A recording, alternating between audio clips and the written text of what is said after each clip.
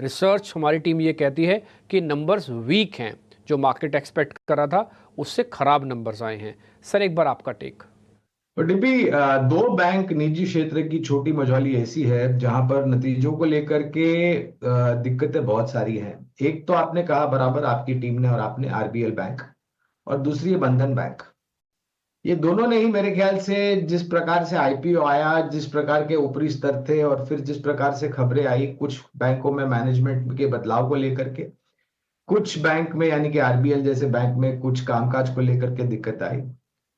लेकिन सबसे पहले अनिवार्य होगा हमारे लिए कि हम डिस्क्लोजर देते हैं कि दोनों ही बैंक के ऊपर हमारी बुनियादी तर्क के आधार पर खरीदारी की राय है। बंधन बैंक के ऊपर मेरे ख्याल से करीबन 230 के आसपास के लक्ष्यांक है, अगर मेरी याददाश्त सही है तो। और जहां तक आरबीएल बैंक का सवाल है डिम्पी, जो नतीजे आंकड़े निराशा, देखिए, इसकी बुक को लेकर के चिंता पहले से ही थी। ऐसा नहीं है डिम्पी के ये इस तिमाही में नतीजे इस प्रकार के आए हैं। क्या इस भाव से आगे जाकर के सुधार हो सकता है? तो हमें लग रहा है कि बिल्कुल हो सकता है, इसमें कोई दो राय नहीं है।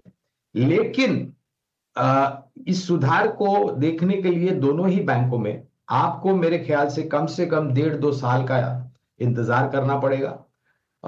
ये इसलिए क्योंकि ये जो सुधार की प्रक्रिया और गति है डिम्पी, इसको समय लगेगा, क्योंकि आंकड़े ऐसे हैं।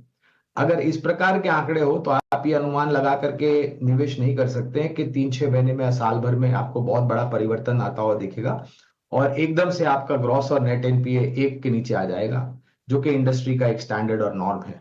तो जिसके पास जोखिम झेलने की क्षमता है, मैं स्पष्ट रूप से कहता हूं डिम्पी, जिसके पास जोखिम झेलने की क्षमता बहुत ही ऊपर की तरफ है और समय सीमा अनिवार्य, जैसे मैंने किया, कम से कम 1.5-2 साल है, तो मेरे ख्याल से इसमें आप निवेश करें। इस सुधार होगा, लेकिन जैसे मैंने कहा समय लगेगा।